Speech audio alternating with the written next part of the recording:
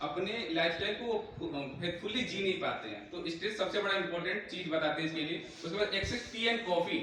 देखेंगे हर आदमी के लाइफ में अगर न्यूट्रिशन के बारे में नहीं समझता है या खाने पीने की आदतों के बारे में नहीं समझता है तो अल्टीमेटली देखेंगे वो चाय नहीं छोड़ सकता। मेरे घर में भी ऐसा था। 4 साल पहले हमारी मम्मी कभी चाय नहीं छोड़ती थी, 25-30 चाय बिल्कुल ऐसे हो जाएगा। चाय छोड़ने से मतलब है कि आपकी बॉडी में वो कम से कम 50% की समस्याएं सॉल्व हो जाती हैं। दूसरा आता है एल्कोहल। बहुत सारे ऐसे लोग होंगे जो स्ट्रेस में से काम करके जाएं और उसके बाद उसको दूर करने के लिए तो तंबाकू लेंगे या फिर एल्कोहल लेंगे या सिगरेट लेंगे, बहुत सारी ऐसी चीजें यूज करते हैं जिससे कि उसका स्ट्रेस दूर हो, लेकिन दूर होता नहीं है। अल्टीमेटली बहुत सारी समस्याएं और घर कर जाती हैं। बहुत सारी ऐसी चीजें हैं। सोशल मीडिया तो बहुत सारा अभी लेटेस्ट आया हुआ है जिसमें आदमी दिन भर बिजी रहता है, दिन भर जिससे फायदा नहीं है, लेकिन क्या स्क्रॉल करते रहो, बिजी रहो। और जो चीज बता रहे हैं ना, बॉडी पे अप्लाई कभी नहीं होती है, बॉडी पे अप्लाई कभी नहीं होती है। बस हम उसको स्क्रॉल करके देखते रहते हैं और टाइम को क्या हम वहाँ पे कंज्यूम करवाते हैं। इन चीजों के बारे में जो बताया, ये प्रॉब्लम्स है हमारे शरीर में और हमारी सोसाइटी में, लेकिन उसका सोल्यूशन भी है। और सोल्यूशन कैसा है, वो सोल्यूशन पे हम बात करते हैं। ये difference between illness industry and wellness industry. तो इसके लिए क्लैपिंग चाहूंगा, जिसके बारे में बताना चाहूंगा इट्स अ वेलनेस इंडस्ट्री। तो वेलकम टू ऑल पर्सन और वेलनेस इंडस्ट्री। ये क्या चीज है, ये चीज समझते हैं।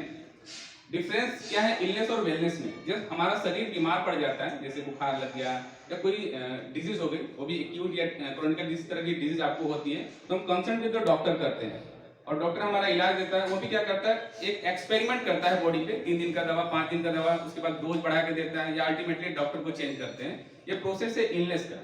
अगर हार्ट में आपको प्रॉब्लम क्रिएट हो रही है और हम उसके लिए अवेयर नहीं है, हम उसके लिए कुछ कर नहीं रहे हैं, आपको बर्निंग देता है, सेंसेशन देता है, बेचैनी होगी, आप उसके लिए कुछ कर नहीं है। दूसरी बात है, आपको भी महसूस होगा कि हमने ये चीजें गलत कर रही हैं, इसकी वजह से हमको एक क्रिएशन हो रहा है। और हर चीज का एक सिग्नल देता है बॉडी, संकेत देता है, बस उसको हमको समझना है।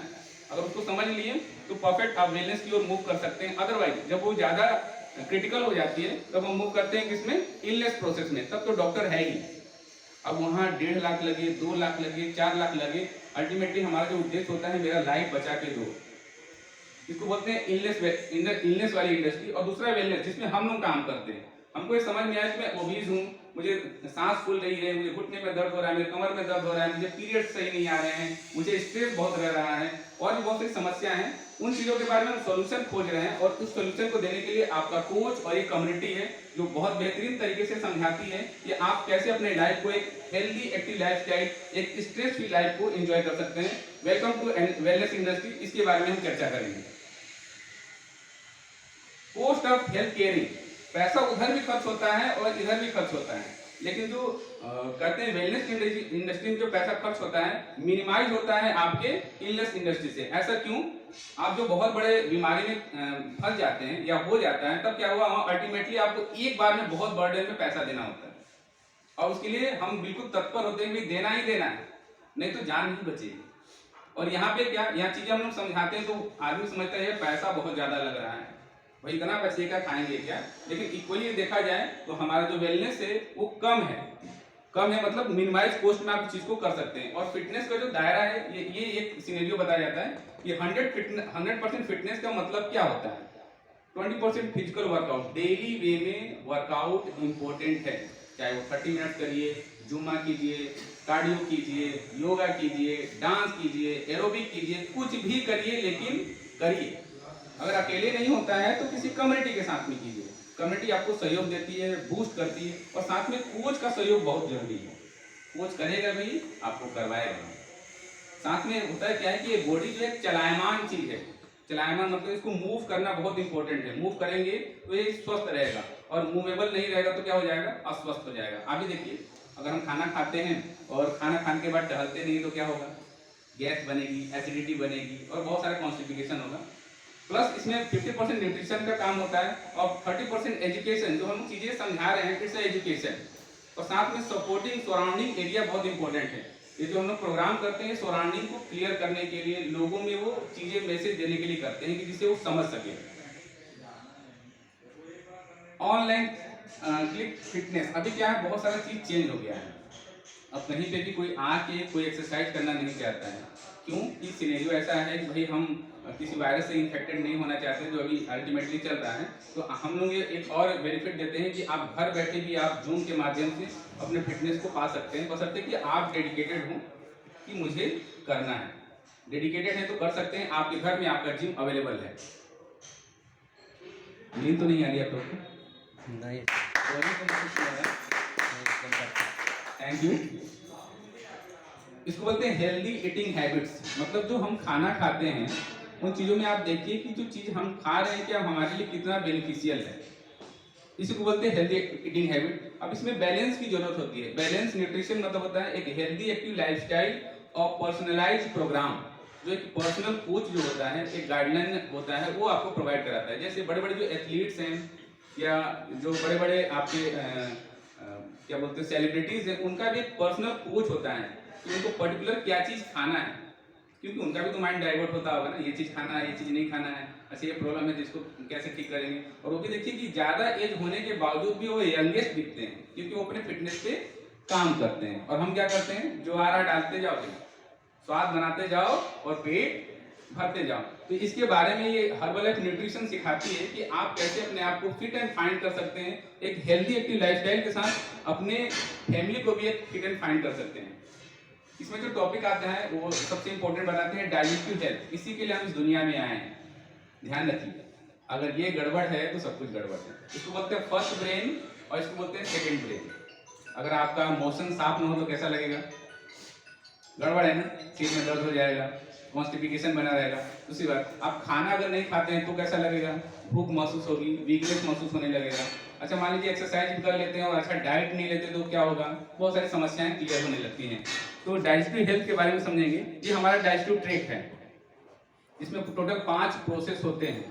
खाने का जो पाचन क्रिया है वो 5 प्रोसेस हैं।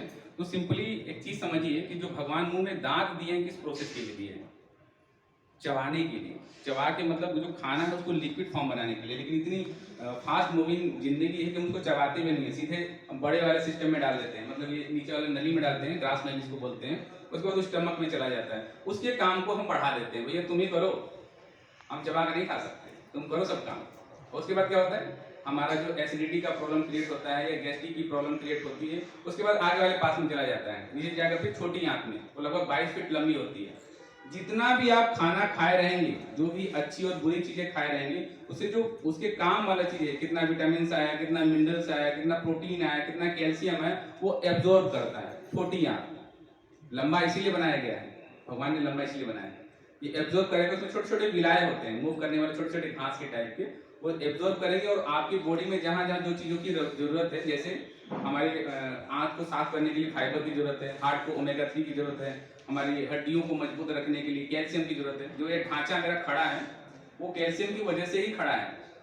जैसे बोलते हैं मकान को बना के एक सरिये की वजह से खड़ा करके रखे हम, बाकी ईंट और जो चीजें हैं वो तो मांस और मज्जा का काम करती हैं। उसके बाद आता है बड़ी आंत में। देखिए नीचे वाला जो सिस्टम दिखाया हुआ है ये बड़ी आंत में जाएगा और इतना बढ़िया देखिए सिस्टम बनाया हुआ है यहाँ, इसको बोलते हैं अपेंडिक्स। और पास करते हुए जो चीजें हमारी बॉडी में अब रिक्वायरमेंट नहीं है उसको फ्लैश आउट कर देते हैं। फ्लैश आउट मतलब शरीर से बाहर निकालो। और ये डेली की क्रिया है, सोचिए कितना स्मार्ट है। डेली की क्रिया, अगर एक दिन ना हो तो क्या होगा अमित, क्या होगा, गड़बड़ हो जाएगा। मतलब ये सिस्टम गड़बड़ तो इधर भी सिस्टम गड़बड़। क्या समझा रहा है आपको, समझे नहीं आ रहा, मामला गड़बड़। तो ये इस सिस्टम को समझना बहुत जरूरी है। और ये जरूरी नहीं है कि एक डॉक्टर ही आपको बताए, हम लोग कोई डॉक्टर नहीं है, इट्स अ वेलनेस कोच हमको कहा जाता है। हम लोग एक वेलनेस कोच है और इस सिस्टम के बारे में समझाता है कि आप कैसे अपने आप को स्वस्थ रख सकते हैं। बहुत सिंपल सिंपल चीजें हैं। देखिए ये लीवर है, ये आपका स्टमक है, उसके बाद छोटी आंत है, बड़ी आंत है, एनस है। इसी सिस्टम को तंदुरुस्त करना है आप जो खाना खा रहे हैं उसके माध्यम से। इसको तंदुरुस्त रखने के लिए क्या जरूरत है, डाइजेस्टिव सिस्टम को नीड्स क्या मांगता है, पानी ऊपर चाहिए। आपका पानी का रिक्वायरमेंट बहुत इंपॉर्टेंट है, क्योंकि धरती पे सबसे ज्यादा क्या है, पानी है। कितना है, 70%। तो सिमिलरली हमारी बॉडी में भी उतना ही है। हम पानी देके कितने मचल जाते हैं, पानी पीने के लिए भी चाहिए, नहाने के लिए भी चाहिए, हर काम के लिए चाहिए। और जो बॉडी में न्यूट्रिएंट्स जाते हैं मतलब किसी माध्यम से चाहिए ना संचार करने के लिए, तो वो भी पानी के माध्यम से चाहिए। तो पानी का इंटेक बहुत इंपॉर्टेंट है। अभी देखिए ठंडियों में भी हम प्यास लगता है लेकिन पानी नहीं पीते हैं, उसको अवॉइड कर देते हैं। और एक और मेरी ओपिनियन है, मेरी एक स्टडी है, मैं सुनता हूँ कि ठंडी में जो पानी का कंजप्शन कम कर देता है, ये मेरा पर्सनल कंजप्शन किया हुआ है और लोगों का भी ओपिनियन है। उसको सिमिलरली आप देखेंगे कि मई जून जो गर्मी का मौसम आएगा ना, तो वो स्टोन का शिकार हो जाता है। स्टोन जो बॉडी में क्रिएट हो जाता है ना, जिसको बोलते हैं कैल्शियम ऑक्सीडेट, पानी कम पीने की वजह से होता है। और डॉक्टर भी वही सलाह देगा कि किडनी में हो गया है, तो लीवर में हो गया है, तो पित्ताशय में हो गया है, कहाँ कहाँ आके बन गया। क्यों? क्योंकि आपने प्रॉपर पानी नहीं पिया। आगे आते हैं फाइबर, बॉडी में जो आते हैं, जो